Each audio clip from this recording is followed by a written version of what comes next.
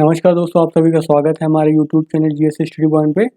आज हम देखेंगे ह्यूमन ज्योग्राफी में रीजनल प्लानिंग करते कैसे हैं। तो हम जो प्रादेशिक भूगोल जो चल रहा था हमारा, तो इसका जो है आज हम देख लेते हैं कि जो रीजनल प्लानिंग की जाती है वो कैसे की जाती है, मेथड यानी कैसे करते हैं हम।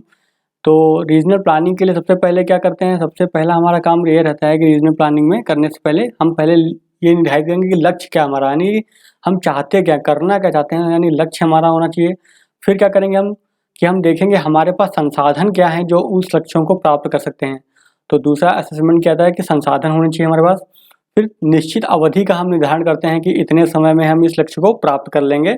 फिर इसके लिए अब इस लक्ष्य को प्राप्त करने के लिए क्या करेंगे, एक प्रोग्राम बनाएंगे, तो वही हो जाएगा आपका प्रस्तावित कार्यक्रम। फिर अगला क्या करेंगे, विशिष्ट संगठनात्मक तंत्र बनाएंगे। क्यों? क्योंकि कोई कार्यक्रम को लागू किया जाएगा, इम्प्लीमेंट यानी कार्यान्वित किया जाएगा। इम्प्लीमेंट करने के लिए हमको क्या चाहिए, एक स्पेशल ऑर्गेनाइजेशन सिस्टम चाहिए होगा। तो विशिष्ट संगठनात्मक तंत्र को हमको डेवलप करना पड़ता है। तो देख लेते हैं कि जो प्रादेशिक नियोजन में जो लक्ष्य होते हैं, तो मुख्य लक्ष्य क्या होते हैं हमारे हैं।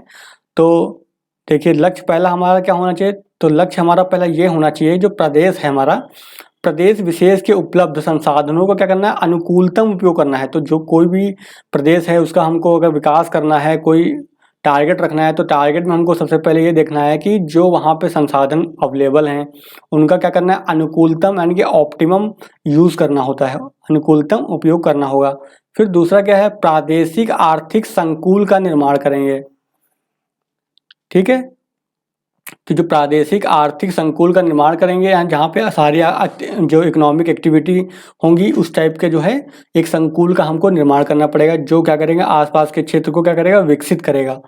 फिर विभिन्न आर्थिक प्रखंडों यानी जो संकुल होते हैं, क्लस्टर्स होते हैं, एवं अंतर प्रादेशिक स्तर पर क्या करना पड़ेगा, समन्वय यानी कि दो लोगों के बीच में क्या है, जो क्लस्टर्स हैं उनके बीच में क्या है, कोऑर्डिनेशन यानी कि समन्वय करना पड़ेगा। और इसके साथ में अंतर प्रादेशिक यानी कि एक प्रदेश से दूसरे प्रदेश के बीच में भी कोऑर्डिनेशन होना चाहिए। अगला क्या होना, प्राकृतिक पर्यावरण का संरक्षण। तो अगला लक्ष्य हमारा ये होना चाहिए, जो प्राकृतिक पर्यावरण है उसको जो है उसका संरक्षण किया जाना चाहिए, यानी कि कंजर्वेशन किया जाना चाहिए। फिर विभिन्न क्षेत्रों में क्या है, समन्वित विकास द्वारा, जो इंटीग्रेटेड डेवलपमेंट होता है इसको बोलते हैं समन्वित विकास, यानी कि सब हर एक चीज का विकास होना। तो विभिन्न क्षेत्रों में समन्वित विकास द्वारा प्रादेशिक एवं राष्ट्रीय अर्थव्यवस्था को क्या करना चाहिए, सुदृढ़ करना चाहिए। फिर अगला लक्ष्य जो होता है वो विकास प्रक्रिया को सभी सदस्यों की सहभागिता द्वारा सामाजिक न्याय की भावना में वृद्धि करना। तो यानी कि सभी लोगों का जो है, सभी लोगों की सहभागिता होनी चाहिए। विकास ऐसा होना चाहिए जिसमें सभी लोगों का योगदान होना चाहिए और सबके लिए विकास होना चाहिए। ये नहीं कि कुछ वर्ग विशेष हैं उनको ही लाभ मिले योजना का, बाकी लोगों को लाभ नहीं मिलेगा, तो ये सतत विकास नहीं कहलाएगा। फिर देखिए, प्रोफेसर जो आरपी मिश्रा हो गए, केवी सुंदरम हो गए, प्रकाश राव हो गए के अनुसार, इनके अनुसार जो क्या है, प्रादेशिक नियोजन का उद्देश्य क्या है, सतत विकास है। यानी कि सतत विकास के तीन जो हैं उद्देश्य होते हैं, लक्ष्य होने चाहिए, यानी कि तीन चीज़ें होनी चाहिए तभी सतत विकास होगा। पहला क्या होनी चाहिए, आर्थिक वृद्धि होनी चाहिए। तो सतत विकास होना चाहिए, इसके लिए आर्थिक वृद्धि होनी चाहिए, क्योंकि जब पैसा होगा, आर्थिक गतिविधियां होंगी, तभी जो है सतत विकास होगा। फिर सामाजिक न्याय की अवधारणा होनी चाहिए, यानी कि सबका विकास होना चाहिए। तो दूसरा क्या है, सोशल जस्टिस होना चाहिए, यानी सामाजिक न्याय होना चाहिए। तो सामाजिक न्याय होना चाहिए इसके अंदर। फिर तीसरा क्या है, पर्यावरण का संरक्षण, यानी कि पर्यावरण संतुलन भी होना चाहिए। तो इन सब तीनों बिंदुओं पे अगर ध्यान दिया जा रहा है, इन तीन बिंदुओं के अनुसार कार्य किया जा रहा है, तभी वो कार्य क्या कहलाएगा, सस्टेनेबल डेवलपमेंट, यानी कि ऐसा विकास होगा, तभी जो है वो विकास क्या कहलाएगा, सस्टेनेबल यानी सतत विकास कहलाएगा। तो सतत विकास की जो है तीन बातों को आप हमेशा याद रखिए, और सतत विकास में कभी भी निबंध आता है तो आप इन तीनों चीज़ों को जरूर लिखिए, वरना आपको नंबर अच्छे नहीं मिलेंगे। तो इन चीज़ों को आपको एक्सप्लेन करना है वहाँ पे सस्टेनेबल डेवलपमेंट में। फिर देखते हैं अब प्रादेशिक नियोजन कैसे होता है, तो इसको देख लेते हैं। तो प्रादेशिक नियोजन करने के लिए क्या होना चाहिए? सबसे पहले हम क्या करेंगे, आप खुद सोचिए, प्रादेशिक नियोजन आपको करना है तो पहले तो हमको इसको देखना पड़ेगा, लक्ष्य का निर्धारण करना पड़ेगा ना, कि हमको उस प्रादेशिक नियोजन में करना क्या है, यानी कि लक्ष्य का निर्धारण करना पड़ेगा पहले। फिर दूसरे नंबर पर क्या करेंगे, इसके बाद आप नियोजन प्रदेश का निर्धारण, यानी कि किस प्रदेश का आपका नियोजन प्रदेश यानी प्लानिंग करनी है। फिर क्या होना चाहिए, प्रदेश के संसाधन का मूल्यांकन। तो आपका अगला कदम क्या होना चाहिए, संसाधन जो है उस प्रदेश में, उस जिस रीजन का आपको विकास करना है, वहाँ के जो है संसाधनों का क्या करेंगे, असेसमेंट करेंगे, यानी कि मूल्यांकन करेंगे। फिर तीसरा क्या होगा, नियोजन प्रदेश की आवश्यकता की पहचान, यानी कि जहाँ पर यानी कि प्लानिंग जो रीजन है उसकी आवश्यकता क्या है, वो उसको क्या चाहिए, तो उसकी आवश्यकता की हम क्या करेंगे, पहले पहचान करेंगे। फिर देखिए योजना का निर्माण करेंगे। अब हमको सब कुछ पता हो गया है उसको चाहता क्या है वो, तो हम इसके बाद क्या करेंगे, योजना का क्या करेंगे, निर्माण करेंगे। अब योजना बन जाएगी तो योजना को क्या करेंगे, इम्प्लीमेंट करेंगे, यानी योजना का कार्यान्वयन करेंगे फिर हम। और फिर उसके बाद क्या करेंगे, योजना का मूल्यांकन करेंगे। तो मूल्यांकन से हमें दो चीज़ें मिलेंगी, सफल है या फिर असफल है। सफल होगी तो उसके बाद हम नई योजना वहाँ के लिए लेके आएंगे, असफल होगी तो फिर से हम रीप्लान करेंगे, यानी कि फिर से पुनर्नियोजन करेंगे उसका। एग्जाम्पल की बात करते हैं तो उदाहरण हम देख लेते हैं।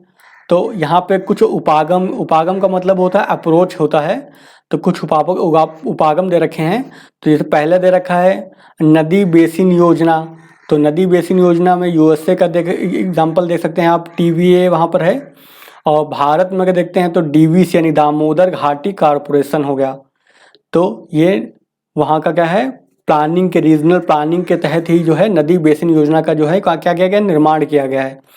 फिर दूसरा उपागम क्या है आपका, महानगरीय प्रदेश नियोजन। तो कोई भी महानगर होता है तो उस क्षेत्र यानी उस प्रदेश का अगर नियोजन करना होता है तो वहाँ पे हमको किस चीज़ का ध्यान देना पड़ता है, सतत विकास, यानी सतत विकास वहाँ का मेन लक्ष्य होता है हमारा। फिर तीसरा है TCPO, town and country planning organisation, ये अगली अप्रोच है मतलब। फिर उसके बाद अगली अप्रोच आती है आपकी है रूरल डेवलपमेंट। तो जो ग्रामीण क्षेत्र होता है, ग्रामीण क्षेत्र के विकास का जो अप्रोच है, तो उसके तहत जो है आपको पता है IRDA चलाया गया है, मनरेगा चलाई गई है। तो IRDA का मतलब क्या होता है, इंटीग्रेटेड रूरल डेवलपमेंट अथॉरिटी। फिर मनरेगा आपको तो पता ही है। फिर एरिया डेवलपमेंट प्रोग्राम चलाते हैं। तो कुछ जो रीजनल प्लानिंग के जो अप्रोच हैं उसमें एक उपागम ये भी है, क्षेत्र विकास प्रोग्राम। तो क्षेत्र विकास जो होते हैं कार्यक्रम, तो इसके अंतर्गत क्या होता है, कोई किसी विशिष्ट क्षेत्र का जो है हम क्या करते हैं, विकास किया जाता है। जैसे दे रखा है HADP यानी hill area development programme, TADP यानी कि ट्राइबल एरिया जो होते हैं, जनजातीय क्षेत्र होते हैं, उनके डेवलपमेंट का जो प्रोग्राम चलाए जाते हैं, अभी प्लान बोल सकते हैं आप। FPAPA क्या होता है, FPAP का मतलब ये होगा फ्लड प्रॉन एरिया प्रोग्राम, जहाँ पे बाढ़ग्रस्त जो क्षेत्र होते हैं उनके लिए जो चलाया जाता है, तो वो हो गया आपका FPAP प्रोग्राम। फिर DPAP क्या होता है, डेजर्ट प्रॉन, यानी जो सूखाग्रस्त जो क्षेत्र होते हैं उन एरिया के डेवलपमेंट के लिए जो प्रोग्राम चलाए जाते हैं, तो उसको बोलते हैं DPAP। ऐसे ही जो अगला अप्रोच है वो SEZ है, यानी कि स्पेशल इकोनॉमिक जोन। ये क्या करते हैं, आर्थिक क्षेत्र की गतिविधियों को जो है प्रोत्साहित करते हैं।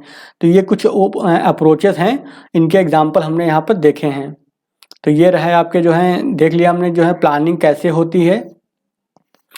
तो कभी भी पूछा जाए अगर आपसे कि प्रादेशिक नियोजन कैसे किया जाता है, तो हमने आपको बता दिया कि प्रादेशिक नियोजन करने के क्या तरीके होते हैं। तो कभी भी इससे संबंधित कोई भी क्वेश्चन अगर आता है तो अब आप उसको करने में सक्षम होंगे। तो चलिए आज का वीडियो फिर हम यहीं पे ख़त्म करते हैं। वीडियो पसंद आया तो वीडियो को लाइक कर दीजिएगा, और ज्योग्राफी ऑप्शनल के पेड ग्रुप से जुड़ने के लिए आप हमें इस नंबर पर कॉल कर सकते हैं। नंबर है 8860558530। तो इस नंबर पे जो आप कॉल कर सकते हैं, व्हाट्सअप कर सकते हैं, और ज्योग्राफी ऑप्शनल के पेड ग्रुप से संबंधित अधिक जानकारी प्राप्त कर सकते हैं। तो चलिए मिलते हैं फिर नेक्स्ट वीडियो में नए टॉपिक के साथ।